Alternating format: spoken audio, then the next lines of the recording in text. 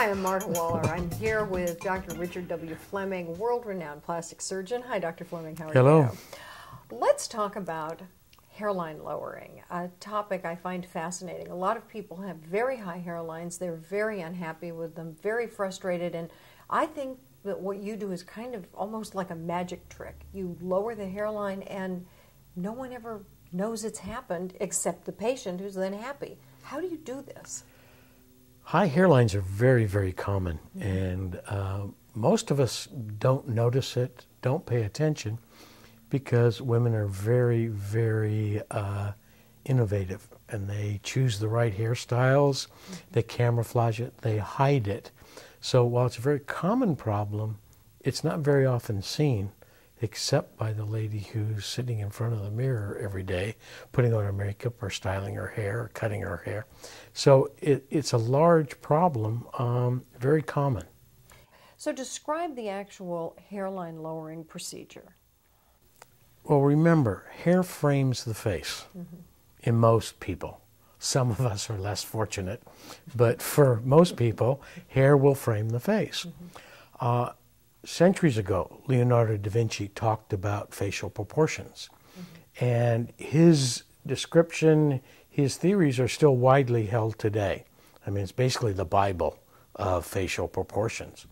And he divided the face into three portions.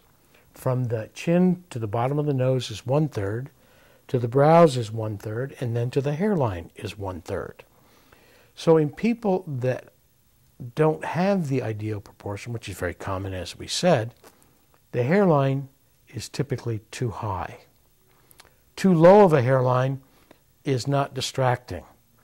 A large forehead is unattractive. There's multiple reasons for it. Some people, it's just an inherited characteristic. They don't like it. They don't know anything can be done about it. For other people, unfortunately, it's a result of previous cosmetic surgery. Somebody has a facelift with poor incisions, poor placement of incisions. You can actually pull this temporal hairline back. Doesn't look good. Many times we have to reconstruct that area after a poorly done facelift. Another cause of a high hairline is people who've had a brow lift or forehead lift. The hairline can be pulled up. People come in after cosmetic surgery wanting their hairline lowered again. So a large forehead is not a desirable feature. For most people, it's distracting. There's individuals like Vanessa Williams, who's absolutely gorgeous. She has an extremely high hairline, but you don't notice it because you're attracted to her eyes and the rest of her very positive physical features, facial features. So it's a very common problem. Question is, how do you correct it? That's the magic trick. How do you fix that? There's a couple different theories, a couple different techniques. Some surgeons who I disagree with, just because of personal preference, choose to do hair transplants to lower that hairline. The problem with hair transplants is it's impossible to get normal uniform density and thickness as female hair usually is. In males, transplants can work, but they don't have the normal uniform thickness that a woman has. So it's very hard to duplicate that with transplants. The technique that we developed many years ago for lowering the hairline and improving facial proportions, what we're doing is we actually make an incision in the hairline, the existing hairline. Then what we'll do is we'll go behind that hairline up into the scalp, down deep, mobilize that scalp, and then advance it inferiorly, bringing it down to its proper location.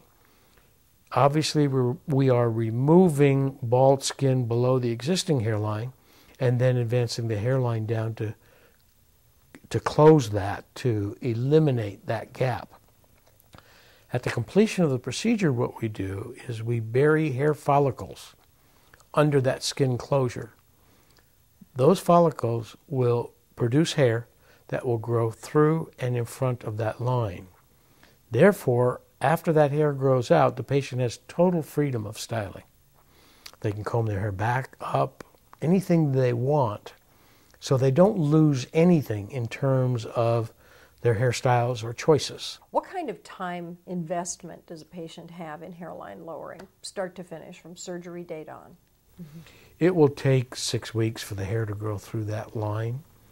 But that's not a problem because nobody's going to see that. These women are used to covering their hairline. They've done it all their life. So they don't have to really change their normal styles. But once that hair grows through and in front, which can be 6 weeks, like I say, after the hairline lowering, nobody will know, and they have total freedom of how they style their hair. Well, that is truly an amazing way to solve a big problem for the women who hate their hairlines, and not a huge investment of time. So until next time, I'm Marta Waller, and we'll catch you next time. Thanks for joining us.